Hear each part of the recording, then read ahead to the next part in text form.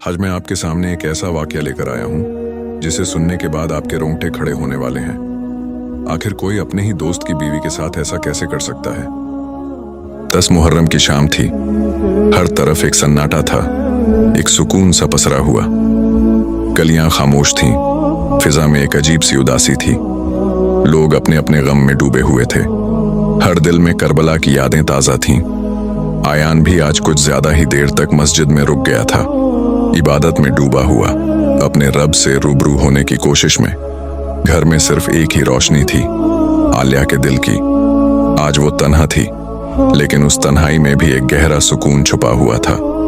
कुछ रिश्ते ऐसे होते हैं जो भीड़ में भी अकेला कर देते हैं, और कुछ खामोशियां होती हैं जो बहुत कुछ कह जाती हैं।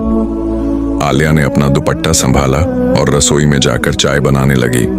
घर के हर कोने में खामोशी गूंज रही थी, घड़ी की टिक टिक और रसोई में उबलती चाय की आवाज। बस यही था उसके आसपास।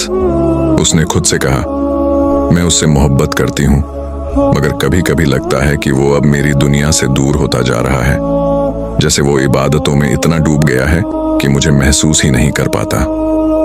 रात के करीब 10 बजे थे, तभी दरवाजे पर दस्तक होती है। एक पल को आलिया चौंक जाती है। इतनी रात को कौन हो सकता है? वो दरवाजे की तरफ बढ़ती है, हल्के से पर्दा खिसकाती है। सामने अरमान खड़ा होता है, आयान का बचपन का दोस्त। वो हल्की सी मुस्कान के साथ कहता है, सलाम अलैकुम भाभी, आयान घर पर है क्या? आलिया थोड़ी हैरानी से कहती है, नहीं, वो तो मस्जिद गया है। आपको नहीं पता था? अरमान मुस्कुराते हुए कहता है, मुझे लगा कि अब तक लौट आया होगा। कोई बात नहीं, कम से कम आपसे मिलने का मौका तो मिला। उसकी आंखों में कुछ अलग था, एक नजर जो सिर्फ अदब से नहीं, कुछ और भी ढूंढ रही थी। आलिया ने उसे मेहमान समझकर अंदर बैठने को कहा, लेकिन उसका दिल बेचैन होने लगा। अरमान की नजरें, उसका अंदाज कुछ अजीब लग रहा था। उसने एक छोटी सी बात कही, मगर उस बात में एक ऐसी भूख थी जिसे आलिया ने पहली बार महसूस किया। अरमान सोफे पर बैठा था, एक हाथ में मोबाइल, दूसरे हाथ से उसने अपनी जैकेट उतारी और बड़े आराम से टांग पर टांग रख ली। आलिया रसोई से चाय ले आई, लेकिन उसकी चाल में अब पहले जैसी नरमी नहीं थी। कुछ झिझक थी, कुछ सोच। अरमान ने मुस्कुराकर कहा, आप तो अब भी वैसी ही हैं भाभी, बिल्कुल नर्म, सादी और इतनी खूबसूरत कि कोई भी देखे तो देखता ही रह जाए। आलिया ने उसकी बात पर हल्की सी मुस्कान दी। उसने चाय का कप उसके सामने रखा और खुद दूसरी कुर्सी पर जाकर बैठ गई। वो बोली, आपका काम कैसा चल रहा है अरमान भाई? बहुत दिनों बाद आना हुआ। अरमान की नजरें अब उसके चेहरे पर टिकी हुई थीं। वो कुछ पल चुप रहा, फिर बोला, काम ठीक चल रहा है, लेकिन कुछ खालीपन सा रहता है जिंदगी में, ना जाने क्यों। आलिया ने हल्के से जवाब दिया, हर किसी की जिंदगी में कुछ ना कुछ अधूरा होता है, शायद वही अधूरापन हमें अल्लाह की तरफ मोड़ता है। अरमान ने एक हल्की सांस ली और कहा, आपकी बातों में अजीब सुकून होता है। पता है, कभी कभी सोचता हूँ आयान कितना खुशकिस्मत है। वो बात अब एक अलग मोड़ ले रही थी। आलिया ने पहली बार उसकी आंखों में कुछ और देखा। वो इज्जत नहीं थी, वो चाहत भी नहीं थी, वो नीयत थी। एक ठंडी हवा का झोंका कमरे में दाखिल हुआ, पर आलिया को जो सर्दी महसूस हुई वो बाहर की नहीं थी। वो थोड़ी सी खिसक कर कुर्सी से उठी और बोली, आप चाहें तो खाना खा सकते हैं, मैंने कुछ बनाया नहीं है, मगर जल्दी बना दूंगी। अरमान ने मुस्कुराकर कहा, नहीं भाभी, भूख नहीं है, बस कुछ वक्त आपके पास बैठना अच्छा लग रहा है। वो बात अब धीरे धीरे अपनी हदें पार कर रही थी और आलिया अब उस हद को महसूस करने लगी थी। अचानक उसके मोबाइल की स्क्रीन पर एक कॉल की रोशनी जगी। आयान का नाम चमक रहा था। आलिया ने जल्दी से कॉल उठाया। हाँ जानू, सब ठीक है ना? आलिया की आवाज अब कुछ और नर्म हो गई थी, जैसे उसे सहारा मिल गया हो। हाँ, मैं थोड़ी देर और मस्जिद में रुकूंगा, फिर आऊंगा, खाना साथ खाएंगे। आलिया ने सर झुकाकर कहा, ठीक है, मैं इंतजार करूंगी। कॉल कटते ही उसने देखा, अरमान की नजरें अब और गहरी हो चुकी थीं। उसने कहा, पता नहीं क्यों जब आप बात करती हैं ऐसा लगता है जैसे वक्त थम गया हो। अब फिजा में एक बोझिल खामोशी थी और वो रात बस शुरू हुई थी। कमरे में अब सिर्फ घड़ी की टिक टिक थी और अरमान की नजरें। आलिया खड़ी थी, एक अजीब सी बेचैनी उसके चेहरे पर साफ दिखाई दे रही थी। वो चाहती थी कि अरमान अब जाए, मगर कुछ तो था जो उसे रुकने पर मजबूर कर रहा था। अरमान ने चाय का आखिरी घूंट लिया और फिर बहुत मुलायम आवाज में बोला, भाभी, आपसे कुछ कहूं तो बुरा तो नहीं लगेगा? आलिया ने नजरें चुराते हुए जवाब दिया, बोलिए। कभी कभी दिल करता है कि वक्त यहीं थम जाए। आप जैसे लोग अब इस दुनिया में बहुत कम बचे हैं और मैं नहीं चाहता कि यह पल खत्म हो जाए। आलिया अब धीरे धीरे असहज महसूस करने लगी थी। उसने धीमे से कहा, आप मेरे शौहर के दोस्त हैं और ये घर उनका है। मैं चाहती हूं आप अब चलें, बहुत रात हो गई है। अरमान के चेहरे पर एक हल्की सी मुस्कान आई, मगर उस मुस्कान में अब इज्जत नहीं थी, इरादा था। भाभी, मैं गया होता अगर आप इतनी हसीन ना होती। आप जानती है ना, कोई भी मर्द आपको अकेले देखकर खुद को रोक नहीं सकता। आलिया की सांसें थम सी गईं। अब बातें साफ थीं। उसकी आंखों में अब घबराहट थी और चेहरे पर हल्की नाराजगी भी। उसने थोड़ा सख्त लहजा अपनाया, अरमान, आप हदें पार कर रहे हैं। अरमान अपनी जगह से उठा, उसके करीब आते हुए बोला, मैं कब से देख रहा हूं आपकी तन्हाई, आपकी खामोशी, आपकी आंखों में एक अधूरापन है भाभी। और कोई भी मर्द अगर महसूस करे तो उसे बाहों में भरने का मन करता है। आलिया एक कदम पीछे हटी। बस कीजिए, अभी के अभी इस घर से जाइए। कमरे का माहौल भारी हो गया था, सन्नाटा चीख रहा था और बाहर हवा में अजीब सी सनसनी थी।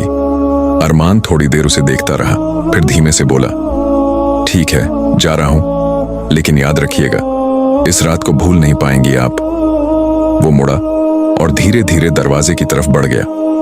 दरवाजा खुला और वो बाहर चला गया, लेकिन उसकी नजरें अब भी वहीं थीं और आलिया का दिल जोरों से धड़क रहा था। वो फौरन दरवाजा बंद करती है, कुंडी लगाती है और पीठ दीवार से टिकाकर आंखें बंद कर लेती है। उसके चेहरे से आंसुओं की 2 बूंदें बहती हैं और दिल में सिर्फ एक ख्याल रह जाता है, अगर अयान को यह सब पता चल गया तो क्या होगा? आधा घंटा बीत चुका था। दरवाजे की कुंडी अब भी लगी थी। आलिया दीवार से टिककर बैठी थी, आंखें लाल, दिल धड़कता हुआ, जैसे किसी ने उसे अंदर से झकझोर दिया हो। वो चाहती थी रो ले, लेकिन आंसू रोक रही थी। तभी दरवाजे पर दस्तक होती है। आलिया, दरवाजा खोलो, मैं हूं आयान। उसकी आवाज सुनते ही आलिया जैसे होश में आती है। जल्दी से उठती है, आंसू पोंछती है, चादर ठीक करती है और फिर धीमे से दरवाजा खोलती है। आयान मुस्कुरा रहा था। कहाँ खोई हुई हो? इतना टाइम लग गया दरवाजा खोलने में? आलिया जबरदस्ती मुस्कुराती है। वो नींद आ गई थी शायद, थक गई थी आज। आयान अंदर आता है, जूते उतारता है और सीधा कमरे में चला जाता है। मैं बहुत थक गया हूं, खाना है क्या कुछ? आलिया खुद को संभालते हुए रसोई की तरफ बढ़ती है। हाँ, बनाती हूं अभी, तुम कपड़े बदल लो। खाना बनाते वक्त उसके हाथ कांप रहे थे। दिमाग में बार बार वही सीन दोहराता जा रहा था, अरमान की बातें, उसकी नजरें और वो लम्हा जब वो दरवाजे से बाहर गया। खाने की थाली लेकर जब वो कमरे में पहुंची तो आयान बिस्तर पर लेटा हुआ था, आंखें बंद थीं, शायद सोने की कोशिश कर रहा था। आलिया धीरे से खाना रखती है और फिर खुद एक कोने में बैठ जाती है। चुपचाप, तुम क्यों नहीं खा रही? आयान ने आंखें खोले बगैर पूछा। भूख नहीं है? सब ठीक है ना? आलिया चुप रही। उसकी चुप्पी ही उसका जवाब थी। आयान थोड़ा उठकर बैठ गया और ध्यान से उसकी तरफ देखा। आलिया, तुम कुछ छुपा रही हो मुझसे? आलिया ने फौरन नजरें झुका ली। नहीं, कुछ नहीं, बस आज दिल थोड़ा भारी है। मुहर्रम की रात है ना? आयान ने उसकी बात पर भरोसा किया और वापस लेट गया। मगर आलिया जानती थी, जो तूफान वो अपने अंदर छुपा रही है वो ज्यादा दिन तक रुका नहीं रहेगा। सुबह का वक्त था। सूरज की हल्की धूप पर्दों से छनकर कमरे में आ रही थी। आयान मस्जिद जाने की तैयारी कर रहा था, वही जैसे हर दिन। वुजू, सफेद कुर्ता, इत्र और रब से मिलने की जल्दी। आलिया अब तक खामोश थी, चेहरे पर वही थकी थकी सी बेचैनी जो बीती रात से उसके साथ चिपकी हुई थी। मैं जोहर की नमाज तक आ जाऊंगा, आयान ने कहा। कोई जरूरी काम हो तो फोन कर लेना। आलिया ने बस सिर हिलाया, ना मुस्कान ना कोई सवाल। दरवाजा बंद हुआ और फिर घर में वही खामोशी लौट आई। करीब आधा घंटा बीता होगा जब दरवाजे पर दस्तक हुई। आलिया का दिल एक बार फिर तेज धड़क उठा। उसने धीमे से दरवाजा खोला। बाहर कोई नहीं था, बस नीचे फर्श पर एक छोटा सा लिफाफा रखा हुआ था, सफेद रंग का, बिना नाम का। वो झुककर उसे उठाती है और अंदर लाकर पढ़ती है। लिफाफे के अंदर बस एक कागज था। पेपर पर लिखा था, जिस रात मेरी आंखों ने तुम्हें देखा, उस रात से अब तक मैं सोया नहीं हूं। तुम्हारी तन्हाई को पढ़ा है मैंने और तुम्हारा सुकून बनना चाहता हूं। बस इतना ही। आलिया के हाथ कांप उठते हैं। अरमान, उसने धीमे से बुदबुदाया। वो जानती थी अब बात बहुत आगे निकल चुकी है। अब सिर्फ जुबान नहीं चल रही थी, अब इरादे दरवाजे पर दस्तक दे रहे थे। वो फौरन खिड़की से बाहर झांकती है। गली सुनसान है, मगर उसके दिल की गली अब बहुत भीड़ भीड़ लग रही थी। उसने लिफाफा मोड़ा और दराज में छिपा दिया। अब वो जानती थी खत खतरा बनकर आया है, लेकिन सबसे बड़ा सवाल उसके सामने यही था, मैं ये सब आयान को बताऊं या नहीं। कभी कभी सच चुप रहने में ही बचता है और कभी कभी चुप्पी खुद एक गुनाह बन जाती है। रात काफी गुजर चुकी थी। आलिया ने रसोई में पड़े बर्तन समेटे और एक गहरी सांस लेकर वहीं कुर्सी पर बैठ गई। उसके चेहरे पर हल्की थकान थी और दिल में एक अजीब सी बेचैनी। वो बार बार दीवार पर लगी घड़ी की ओर देखती रही। कितना वक्त हो गया, आयन का अब तक कुछ पता नहीं। कमरे में एक गहरी खामोशी छाई थी। तभी बाहर दरवाजे के पास से आवाज आई। चाय बहुत जायकेदार थी आलिया। ये अरमान की आवाज थी। आहिस्ता से अंदर आया और मुस्कुराते हुए एक ओर बैठ गया। उसका चेहरा शांत था, लेकिन नजरें कुछ और कह रही थीं। आलिया ने उसकी तरफ देखा। तुम अब तक यहीं हो? उसने नरमी से पूछा। अरमान मुस्कुराया। तुमसे कुछ कहना था, अकेले में। आलिया का चेहरा थोड़ा सख्त हुआ। अब वक्त नहीं है अरमान, रात काफी हो चुकी है। अरमान ने झुककर उसकी आंखों में देखा। आलिया, क्या तुम खुश हो आयान के साथ? आलिया चौंकी। उसने कोई जवाब नहीं दिया, बस उठी और धीरे धीरे कमरे से बाहर निकल गई। अरमान वहीं बैठा रहा। उसकी मुस्कान अब थोड़ी तीखी हो गई थी।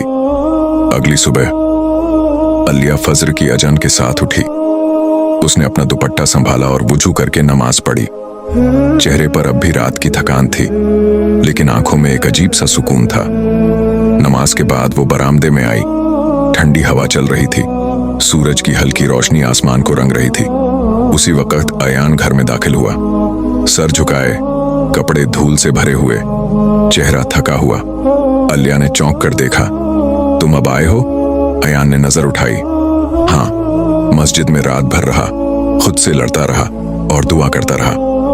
आलिया कुछ पल उसे देखती रही, फिर धीरे से बोली, तुम्हारे दोस्त अरमान आए थे। आयन की आंखें थोड़ी सख्त हो गईं। क्या कहा उसने?